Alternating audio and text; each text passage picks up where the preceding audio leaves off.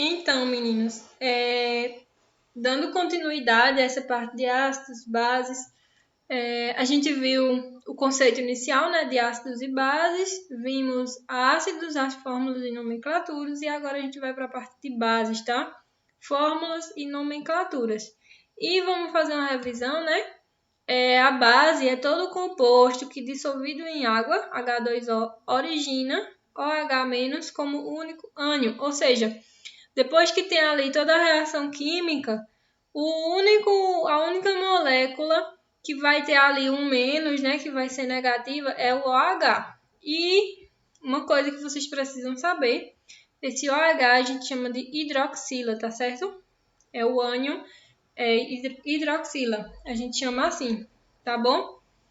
E aí, dando continuidade, sempre que tiver o OH é uma base, tá certo? Assim como quando tem o H é um ácido, tá? Se tiver o H, que é hidroxila, aí vai ser uma base. E aí, a gente tem duas divisões para dar a nomenclatura deles. Temos as bases de metais que possuem carga fixa, tá? E temos uma tabela. Que carga fixa, professora? Eu estou falando da valência, tá certo?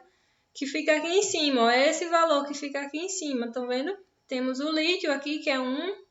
Então, quando eu digo que é carga fixa, é porque ele só aparece aqui desse jeito, tá? O lítio, ele só aparece com o mais, tá? Você não vai encontrar um lítio com a valência 2 mais ou 3 mais, tá certo? Sempre vai ser assim. O manganês sempre vai ser 2 mais. É o único jeito que ele pode ser encontrado, tá? A não ser que seja na sua forma original.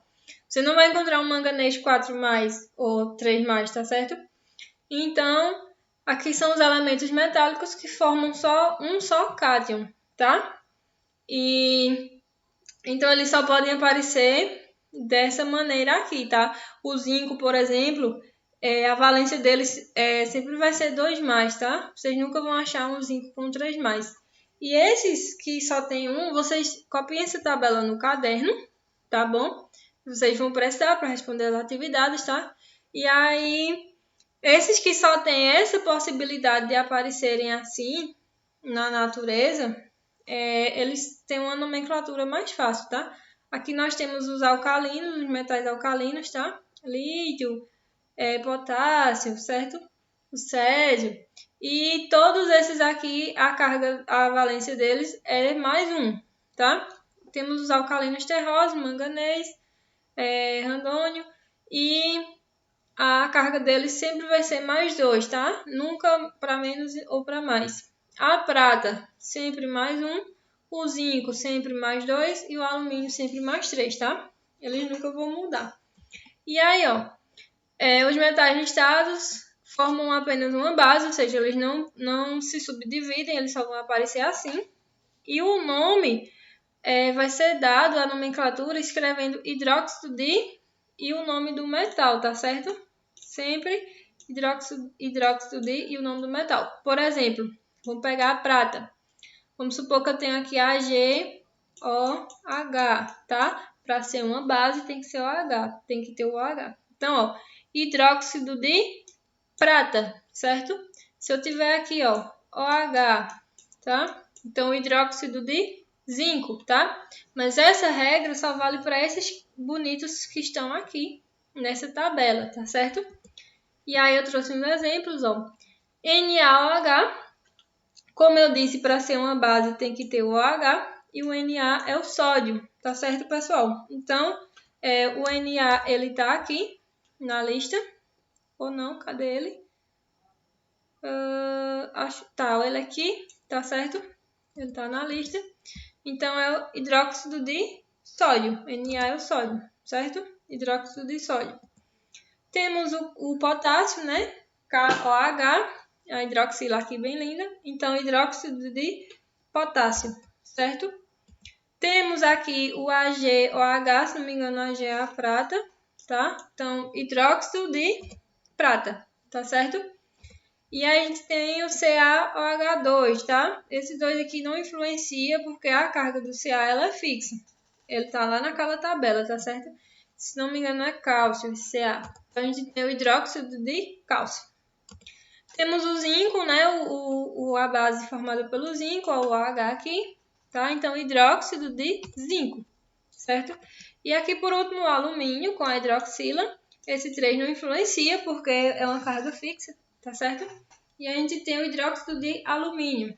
É uma coisa que eu queria dizer a vocês, uma explicação. Professora, esse 2, esse 3, de onde danado é que vem? Pessoal, eu acho que vocês lembram da nossa aula de ligações iônicas, né? Espero que lembrem. E aí, vamos supor que a gente tinha, acontece na covalente. Vamos supor que a gente tem aqui o Al, tá? Al2O3 é a fórmula molecular, né? E aí, de onde é que veio essa fórmula molecular? Lembram do X que eu ensinei? Que esse aqui vem para cá e esse vem para cá? A gente está fazendo a distribuição eletrônica do alumínio e aí a gente descobre que o alumínio ele vai perder 3 elétrons e o oxigênio ganha 2, por exemplo, certo? Então, como é que eu monto a fórmula molecular aqui?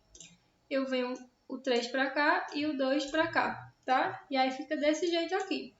Então, fazendo o reverso nessa fórmula, esse 3 ele vem para cá, sendo a valência do alumínio, e esse 2 vem para o O, sendo a valência do oxigênio. Entenderam? Então, o que isso quer dizer? Que esse 2 aqui que está na hidroxila é a valência do cálcio, tá certo?